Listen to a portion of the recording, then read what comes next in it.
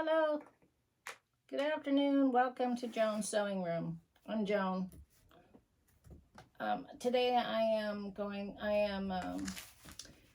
putting fabric on it's called seam to seam, and I am preparing my fabrics to do the quilt collage of a tree and tree leaves. And so I just wanted to show you how I was going about doing this. And I have done several here, and I've started one here. This is you get like 3 yards. This is 12 by 3 yards, so you can get, more, but anyway. And so what this is, seam to seam has 3 different layers. So you have the outside layer, inside layer is sticky, and then you have the graft area. And the graft area is the area you can draw on, and also you can, once you get your pattern cut out, or your design, or a circle or square or irregular cut, you just take a pen and scratch on the area where it's yellow and white, the graft, and you can peel it away, and you can take your piece of fabric here. I'll show you how this works. So I'm gonna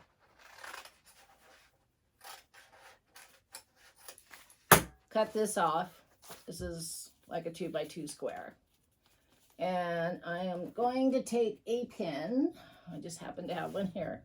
And if I scratch it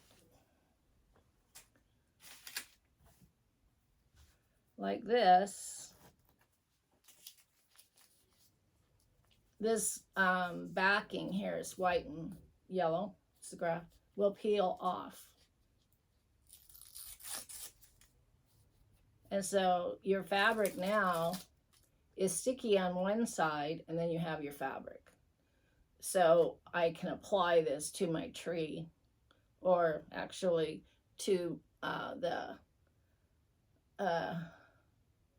don't know why I want to say stump, because it's not a stump. But anyway, the trunk, the heart of the home, the trunk. And so, so that's what I would use that for, or that's how we go about doing it. So anyway, I was just applying. What I had done was I just cut out squares like this, a variety of squares of different colors. And because I want light, medium, and dark, I had also cut the seam to seam out, so I can apply this fabric to the seam to seam. So the white side that doesn't have anything is what you peel off. And when you peel it off, you have to make sure that the stickiness sticks to the paper that has the graft on it. So that's what I'm doing. And I have found with this, if I kind of scratch it with my nail, it helps to get the stickiness to stick to the graft side and not this, because we have to peel them apart in order to apply the fabric. So let me see. Right now it's not sticking, so I'm just kind of scratching the edge.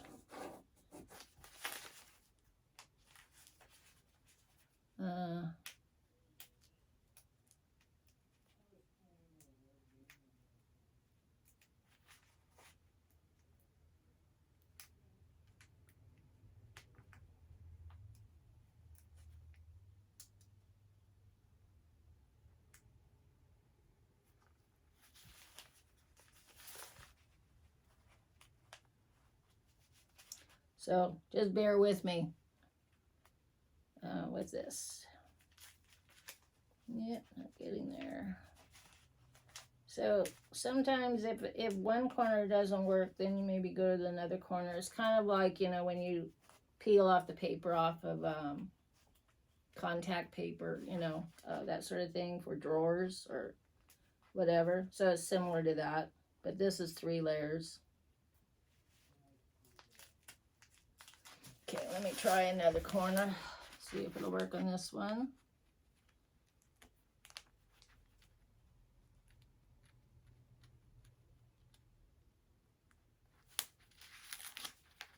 Come on, man. The camera is rolling. We gotta show. We know what we're doing here. Okay, I think I got it. I think. The sticky part is just like a fine film. Okay, I got it. And so now, so it's sticky here. See, it'll stick, and this one isn't. So what I do is I've learned, like, it's like, you know, when you do like wallpaper or even contact paper, and you peel it off. You just want to start with a little bit and then put your fabric on, and as you go down, you just, you know how to do that. But anyway, I just thought I would show you how I'm doing it. So I hope you're having a good day today. I am so far. I am in the middle of doing several things. I wanted to get this tree going for the family tree quilts, and like I had been saying, and yeah, get that together and going.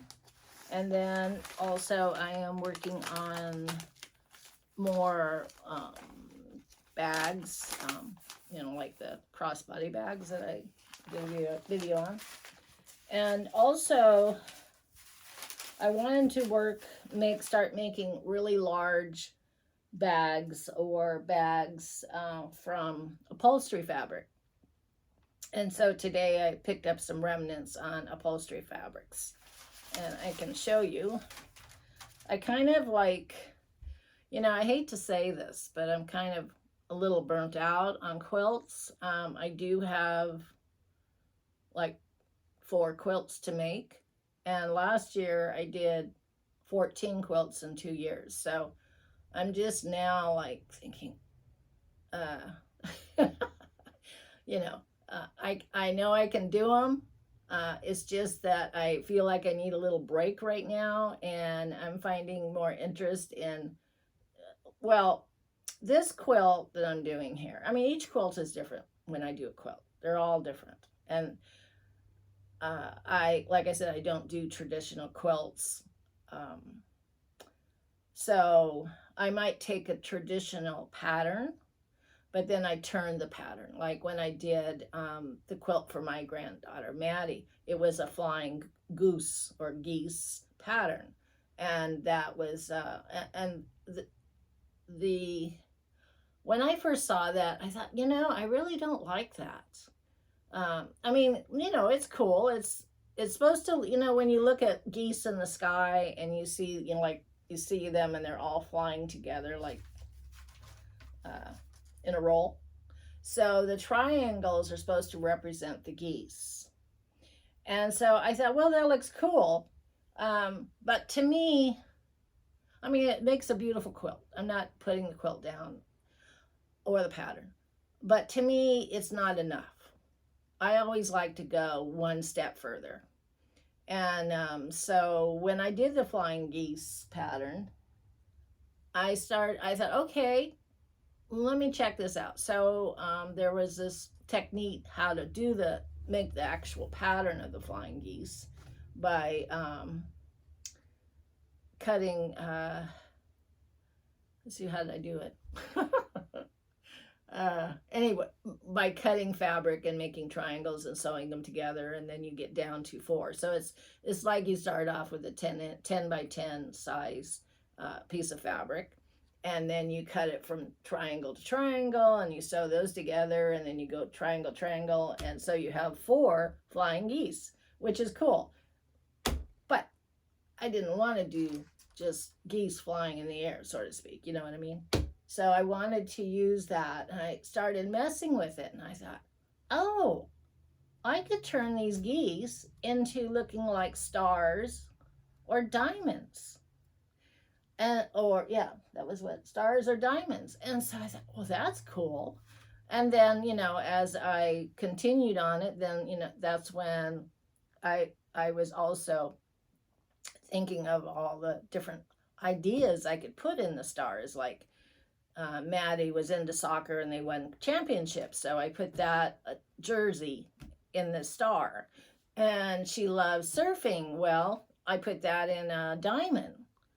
So I made different shapes and different fabrics, and the fabrics represented, like I got a surfing minky that I used, and so that one was just a star.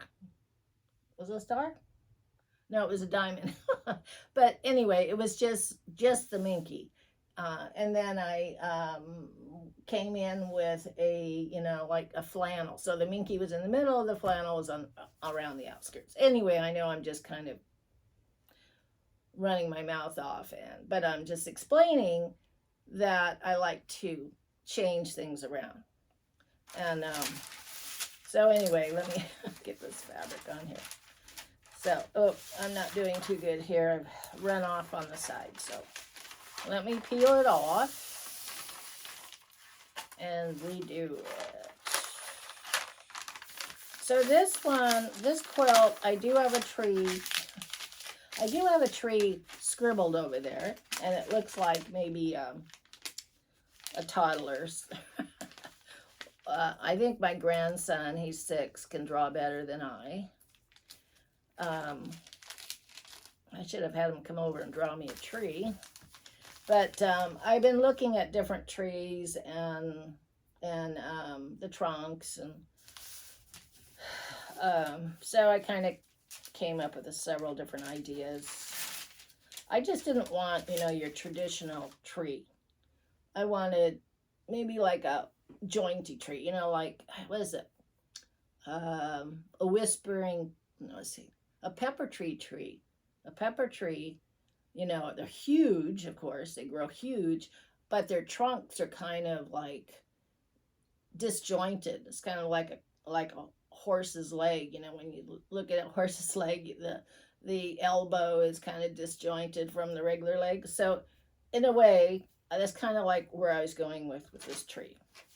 I wanted some interest, and other than just the, gee, I did that again, huh? I thought okay, oh well, we'll just cut off the extra. It's not like I'm going to need it all anyway. And if I do, I will use some of this extra paper, if I have any left. Anyway. Now, when I was working, prior to making this tree, I was building, I made a picture of my dog. And I had it done, okay? I know when you finish something like this, a project like this, you take your iron and you go over your piece to kind of like cement it in, so to speak, or iron it onto the surface that you're putting it on. Well, the only surface it was on butcher paper. Now, I had been thinking about what fabric am I going to use as a backer for the dog's face. And I just didn't get that far. I was just still admiring my work. And so I was so proud of it, right? So I invite my 6-year-old up here. And he looks at it and he goes, and he peels off the mouth. And he goes, Grandma, dogs' mouths aren't pink. Why is there flowers on it? I'm going, wait a minute, don't touch it. And so I was pretty perturbed, but I didn't, it was my fault for inviting. But, I was proud of my work and I wanted to show him what I had done. I didn't think he would do that. Really, honestly, I didn't think he would. Oh, live and learn, right? Okay, so I do have this magic wand iron. It's kind of like I've seen on YouTube. I've seen several artists that work on collage quilting use this, and this surface gets really super hot. And so when you have a piece and you want to get it to stick, you would take the iron and you would go like, put it all over it, and of course it heats it. Well, that's after you take the paper off, and it'll heat it to the surface, and it'll stick to it. As far as I know, it sticks to it and it's there forever, right? But I never got that far because in my mind, I was still working on it, and excuse me, I was still working on it, and getting stuck here. I was still working on it. So, and like I said, I don't know. I sometimes I just love what I'm doing. I mean, no, take it back. I love what I'm doing, and I love to share what I'm doing. And so it was my fault for inviting him up here, but I just, and he didn't know what it was. I mean, he just couldn't understand why there was flowers all over, and her nose was pink, and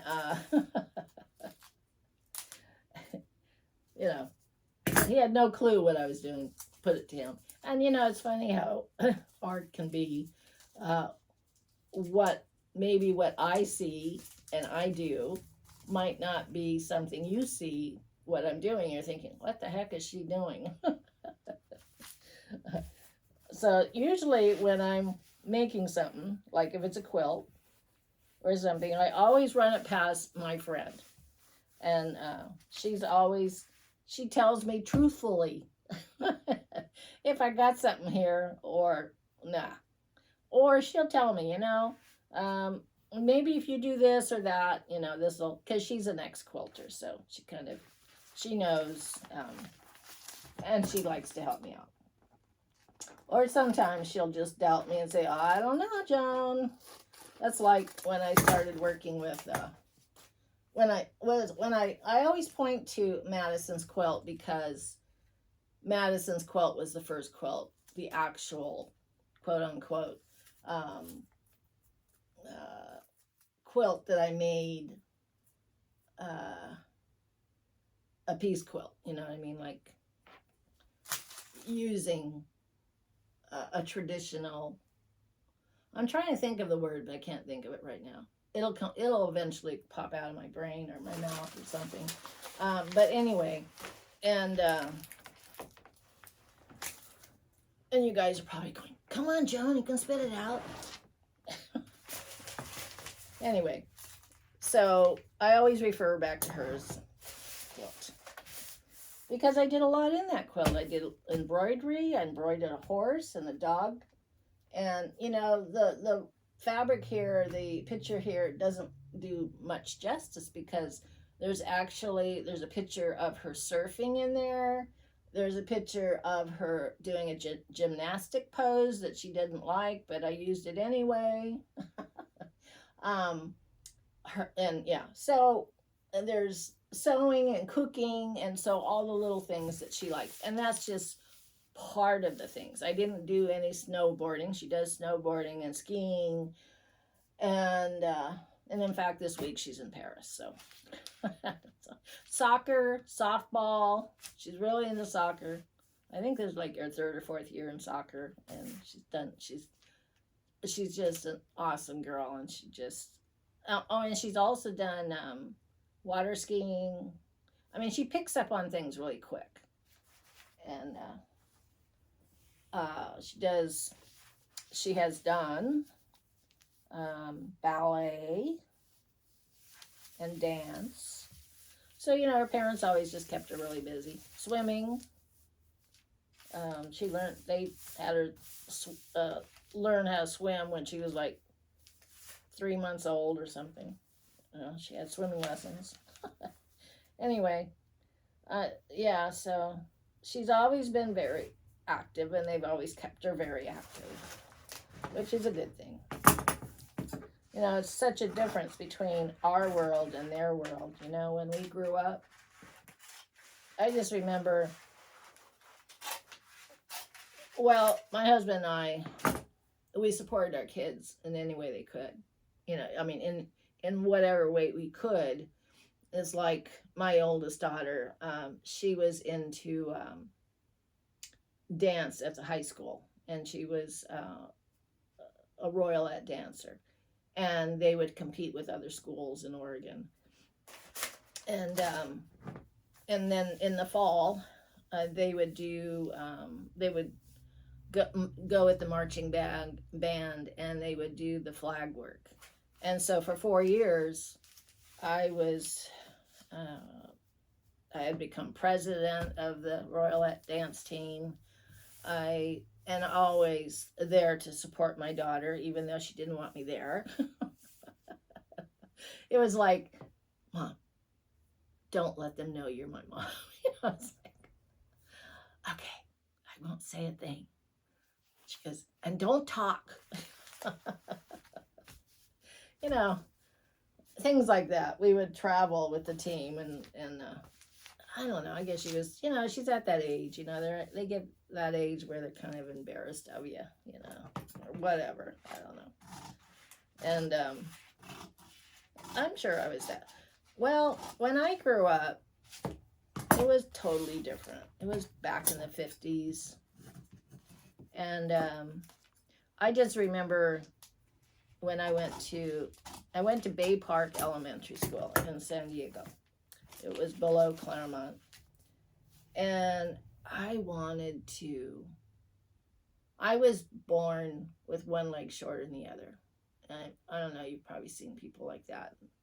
And when I was a baby infant, the doctor said, well, we can do surgery or we can stretch her. And so my parents said, well, let's go with the stretching. So they put body cast on me, and they literally stretched my left leg. And so otherwise it probably would have been like an inch shorter than the other leg. So yeah. So anyway, so my mom was always very careful with me. You know, it's like my friends were going ice skating. Oh no, you can't go ice skating. You know, it's just like, no, if you fall and break your leg, that's it. You know, it's always the same thing. Or you'll fall down and somebody come along and cut your fingers off with the blades. It's just like, you know, it was really annoying. Or I remember when that scary movie came out. What was the name of that scary movie? It's where Bates, you know, Bates. I know you'll think of that name. For some reason I thought of, and they owned a hotel, and it's the girls taking the shower, and the guy comes in, and yeah. Well, I wanted to see that, and everybody was going to the movie theater to see it, and I really wanted to see it, but my mother said, no, you're not going to see a scary movie. I don't know what her reasoning was, but I didn't get to see it until I became an adult. But you know what? I'm glad she told me I couldn't go see it, because even today's date, you know, even today, it's scary. So I'm kind of glad she said no at that time. But I always just thought my mom was, you know, the worst mom on earth, because she always seemed to keep me away from things. Anyway, long story. But anyway, now, you know, after I had kids, I realized how smart she really was. And she was only protecting me. But you know, when you're a kid, you don't think of it that way. You know, it's like, why can Susie go and see it and I can't, you know? So, anyway. Oh, I still don't remember the name of that movie. I'll probably think about it in a couple of hours or something. But anyway, so I am. So, yes, so after I get all these glued on like this, then I will start cutting pieces off of it like these. And I will start applying it to the butcher paper over here. And I can show you the picture. And it is the funniest picture you had ever seen because, like I said, I'm not a drawing artist. And I thought, well, okay, I got the trunk done. Now, I'll just put some green leaves in it. It's like, okay, this looks horrible. This definitely, I mean, a kindergartner can draw better than I. So I thought, well, how about if I were just to put in some maple leaves on as for the tree, because the whole purpose of this family tree and the leaves is that the border, and I don't know, you've probably seen this quilt before. I found a picture of this quilt and I thought that's cute. Anyway, so I'm going to take photographs and use photo transfer, and then the transfer will be ironed onto fabric, and the photo will be ironed onto fabric, and then I am going to put the border around this quilt will be pictures of my family and my daughter's family, and all the way around, and mainly for Jack's, he's 6 years old, and so that way maybe his color is yellow, and so he could, just, he knows his colors, obviously. And so, yellow, well, okay, yellow would be, his side of the family, or him and his dad, or him and his mom, that sort of thing. And whereas his mom might be red, so, it's just kind of a fun little quilt, or a big quilt, because it's going to be a big quilt. And, something for them. Anyway, so that's what I'm doing. So this is like for this dark brown. Well, actually it's dark and medium brown. So, and then I want values. So I want light, medium, and dark. So I have different values here of lights and some mediums and some darks. And then I will also use the different mediums for the leaves. And I probably, well, I guess I'm going to have to go with maybe solids with that. I'm not sure. I haven't got that far with the maple leaves, but I figured maple would be good because they are bigger leaves. And so, yeah. So I will show it to you. Please don't laugh at my drawings because, like I said, I'm not the greatest artist in the world. But what I'm trying to do here is the bottom part where the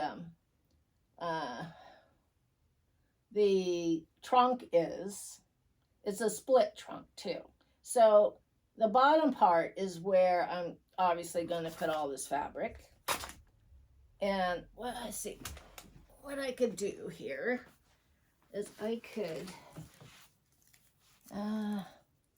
so the dark is going to be more in the bottom part, and there's light on this side. So let's put this over here and kind of give you an idea of what I'm going to do here. Let me see. I'm going to cut a piece here.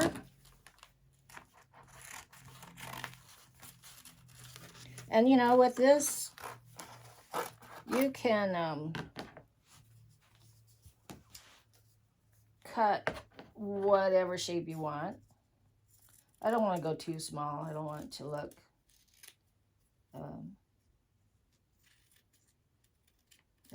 too busy or whatever, or too hard to see, I guess you could say. So you take your pen right here. Scratch it. And that way, you see, by scratching it helps pull the fabric off. And when I was doing the dog and I was showing everybody how to do the dog, I forgot about the pin, and here I am trying to peel it off. Crazy. So anyway, why, you know, anyway. And I see a lot of these ideas on YouTube. Okay, I am going to move you around, and my sewing room's a mess. So beware. I know it's not a good thing to have a messy sewing room and trying to sew at the same, or, you know, but and I'm coming around because I can't get past the camera over there.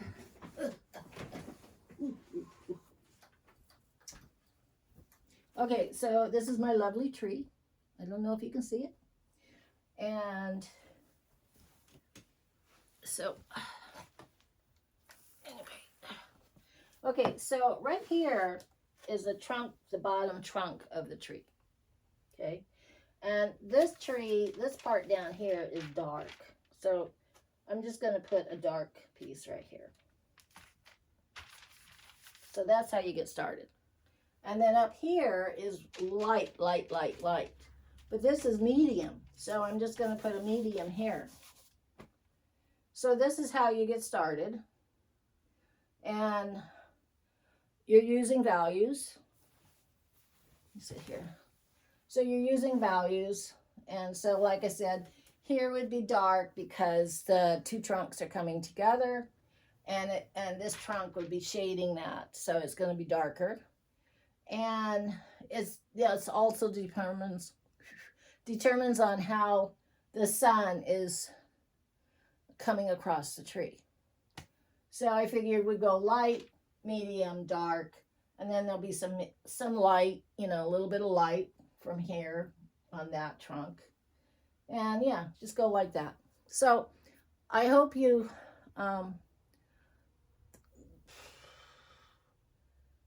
what can I say? This is just the start.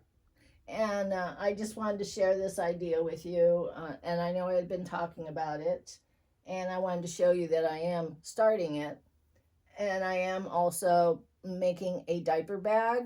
My neighbor across the street, their little baby was born. And unfortunately, the baby, well, he's born, but he's born 4 months early. So he has to stay in the hospital till July. So I'm making a diaper bag, and I'll be showing you that. And I'm making these things. I mean, I know I could go out and buy it for them, or, you know, but I got the fabric and stuff. I might as well just make it, right? And I've made him some blankets, and I've been collecting baby clothes and where I get my fabrics. But when I get the baby clothes, I make sure that they're all stain free and they look brand new. And because all that stuff adds up, you know, I will probably buy them some brand new things, but you know, and these are just gifts from me to them. And these kids, you know, they're very young, but they seem to be really responsible. And I gave them a bag of baby clothes I just washed and folded, and I put them in separate bags because the baby is premature. His dad just said that he just gained another pound, so now he's 2 pounds. And so I found some preemie baby clothes for boys, and you know, from 0 to 3 months, and you know. And so I washed them. So I'm still doing that because you know how kids grow. And I said, so are they putting clothes on them? And he goes, well, pretty soon they'll be doing that. So anyway, the baby can't go home until July because that was the due date. And yeah, so I just feel, you know, from my heart that I could help them with clothes and diaper bag and all that, even though they might have one, but you can always use 2 diaper bags, right? But whatever. Anyway, So I've had fun here. So have a great day, and I will see you again soon. Bye. Oh, before you go, please, if you want to see, more of these videos, if you subscribe and check off the like, the thumbs up. That's the like, thumbs up, and ring the bell. The bell will notify you as a subscriber that I've posted another video. So, like I said, good chatting. Have a great day, and I'll see you next time. Bye bye.